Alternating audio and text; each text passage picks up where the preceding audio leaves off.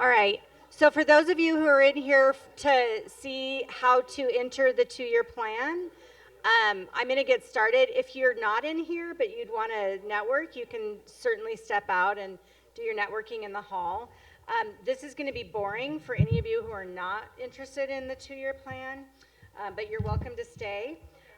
She's out. I've already lost a few. It's all right. It's all good. So even those of you who have already given us your 2-year plan, we are going to ask that you go into this portal and formally enter it. If you don't want to do that, I can do it for you, but you might not like where I put stuff. So totally up to you, or we could do it over the phone. Like we're willing to be flexible because we know we're a little late to the game with this portal. What happened was we had it ready and we did a whole showcase, and then the attorneys looked at it and said we were asking for too much information because the way our MOU is written is that the regions don't have to tell us a lot of information up front in order to get their funds. They just have to give us general information, and then a year from now we'll be asking you all to report what it is you spent the money on, and we'll be asking for a little more detail, but it will likely be in a very similar format. So whoever, go ahead. This is my test website that they let me play in. I'll probably have to go in and reset a couple things as we go. But whoever is your primary contact for your region will get an email, probably on, it's either going to be tomorrow or Wednesday, that will give them their username and password for cost. Cost, of course, is the Colorado Opioid Settlement Tracker. I did not come up with that. I am not that creative, but we have amazing people that work with us that are. So once they get that, you can navigate a couple ways. You've got your tabs up here. I like to just go right into my region. I'm region 33, which does not exist. And you can see here that this is talking about how much funding I get. I get a whole lot of funding. It's really not true. And I've already done a lot of the funding, so I'm going to go I'm going to go to the very end and clear everything out. Give me just 2 seconds. I should have done this while we were up here talking. All right, never mind. I'll just go forward. All right, so once you get in, you're going to come all the way down here.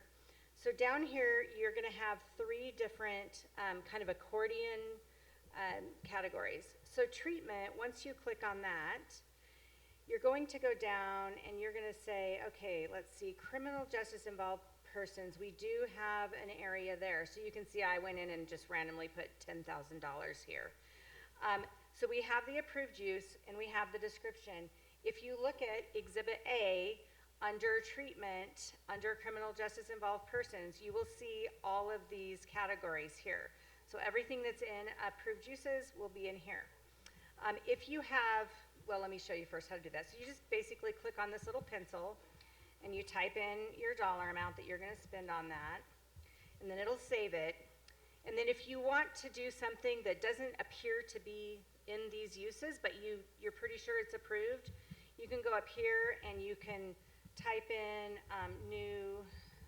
type in whatever you want, MAT in jails, $10,000, and save that. And then what we'll do is we will add that in as a data as a data point to allow other people to capture that, assuming that it's approved. And the COAC will be the ones that are approving this. So basically, it's that simple. So you can save that, and then maybe you want to do some intervention work. You can go in here, you can add that. I'm not literally going to do every single one. And you can save that. So you can basically do that in all of these different accordion sections, okay? So then we're going to click here. Nope. I mean, you're welcome to submit your plan. I'll show you how to do that in a minute. Like you can submit a PDF of your plan. Yes? That's a good question. It's a 2-year plan, but I mean, it seems to make sense to do your 1-year total because you're only going to be requesting that 1 year first. But the plan that you upload might be your 2-year plan, right? So you guys can give us all the information now, or you can do it annually. It's totally up to you. You're welcome. Yeah.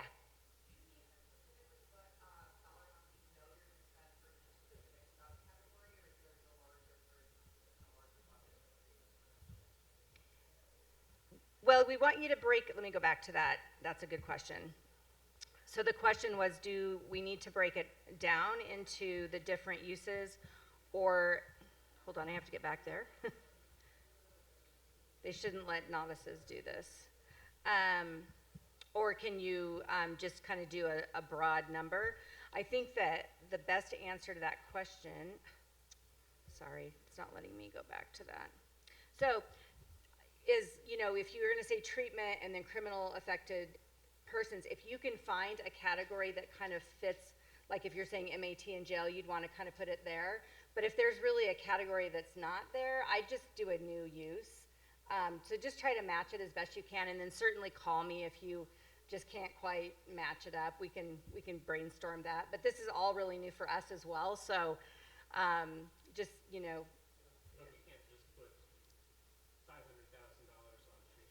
No, you do need to be a little more specific than that, because treatment could mean a lot of things, like treatment for what, right? Your dog. So like we want to make sure we're understanding who's getting what kind of treatment are you doing. And then when you report, we'll most likely be asking stuff like, who did you give the money to? What was the program used for? And then if you have outcomes, that would be great, but we'll be tracking outcomes later on. So hopefully that makes sense. I know that.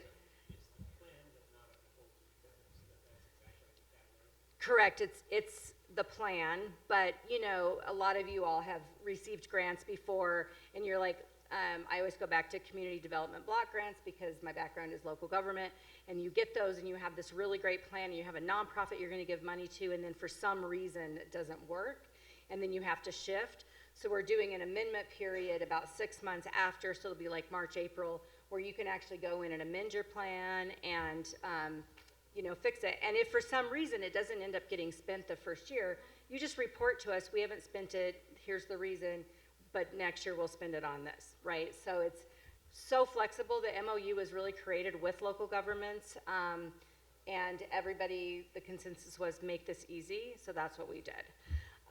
Okay, so then you get into administrative costs. Administrative costs are tricky, and please call me if you have questions.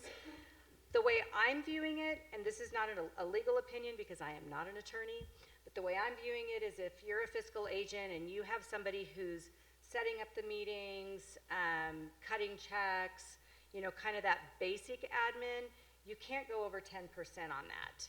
So most regions have enough money that if you're even close to 10%, I will be surprised. Then there's facilitators and people who are helping implement the plan. Those are all types of administrative expenses. You may have a facility that you give money to that is specifically for workforce who happens to do some of the admin work, right? So there's a lot of different kind of areas of admin. So if you have questions, please call me. I'll reach out to our COAC. We'll start making some decisions on what that looks like. But I think we just need to be thoughtful, flexible, innovative, because we want to make sure this money gets spent correctly.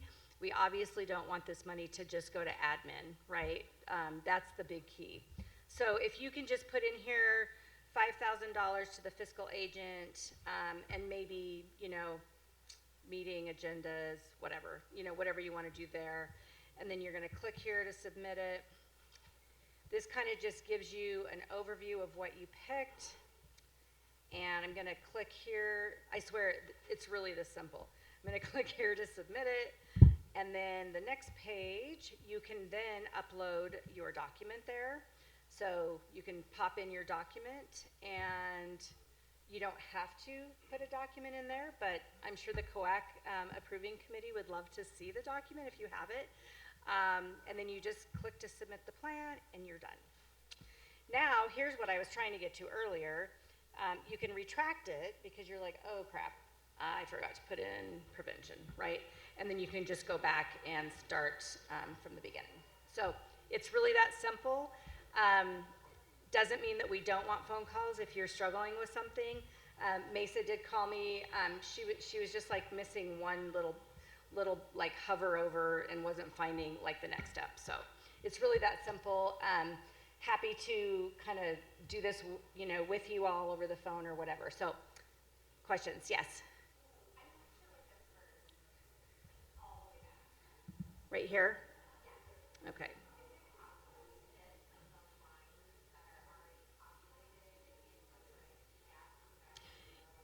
Yeah. Oh, you mean like the like all of the accordions? They're in Amendment A or Exhibit A. It's exactly line by line. That's what it is. I do kind of feel like I should dump it into a spreadsheet and send it to everybody. Like, that seems like it would make sense. Like, so maybe I'll go ahead and do that. I'll have Jack do that. No, I literally could do it myself. But when you have a Jack, you're like, Jack, could you do this for me? So we'll get that out to you. Yeah, we'll submit that when we send you guys all the rest of the stuff from the conference. I'll go tell Jack immediately after so I don't forget. But then when you're done, you can actually view and print it or download it. We made this option available because we actually will be, once your plans are approved, we'll be hosting those on a website so folks can go in and see them. We're all about being accountable, and tomorrow the AG will show you a new surprise that's going to help with that accountability too. So.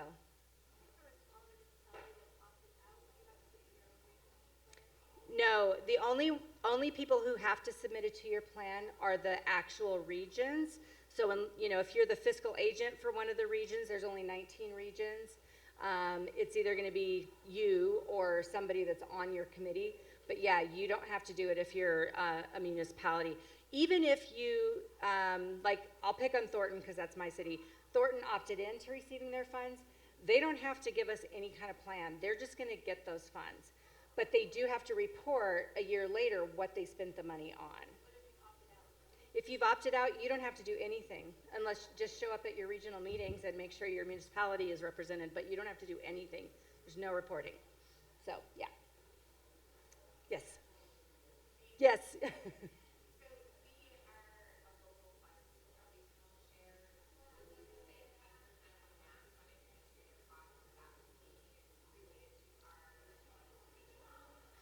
So the question is, and I'm just saying that because I think there might be people listening and we're recording it.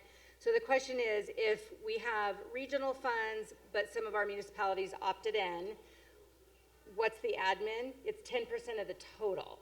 So whatever the total is, all the admin funds, all the regional funds, it's 10% of that is the cap.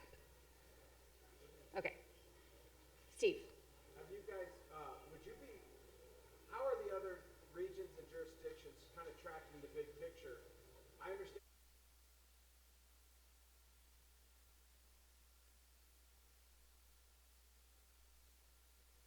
But we still want to track somewhere. Is it possible that we could eventually use this as a tool with a zero fund allocation, but to still organize our own asset inventory as you assess need in the community, or are there other tools to do that? I don't know of any tools, but I am probably the wrong person to ask. So the question was, are there tools to kind of track what's not being done? We may be looking at doing some state assessments. I don't know how I don't exactly know how it would drill down to the county, but we should kind of discuss that offline and then figure out, if we can figure it out, we'll roll it out to everyone. Thank you. Yeah. Other questions? Awesome. Well, it looks like people are just, oh yeah, go ahead.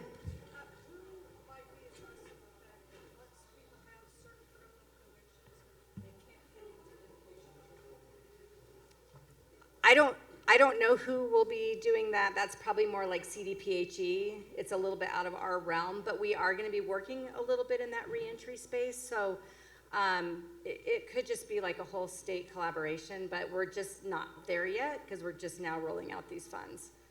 So we're getting there. And there is a way, that's an allowable use. That could be used. The funds could be used for that. All right.